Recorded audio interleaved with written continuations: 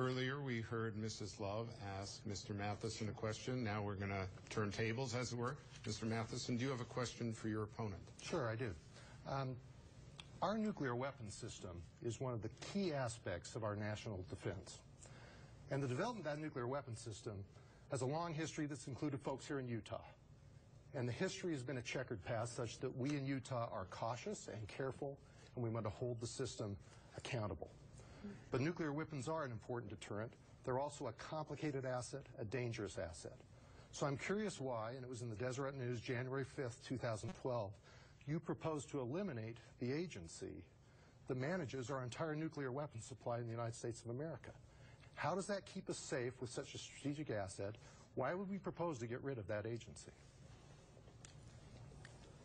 My brother-in-law, he is a Black Hawk pilot.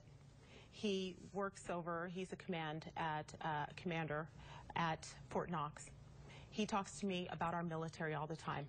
National defense is one of the most important things for this country. It's something that federal government should be doing. Now, when we talk about our military, I make sure that we do everything we possibly can to keep a strong national defense. And I don't know what he's talking about in terms of whatever he said, that there's a letter out or a newspaper out. I don't know exactly what he's talking about. He has a way of telling me what he thinks I'll be doing instead of actually what I've actually said I'd be doing. But I think that we should be protecting the U.S.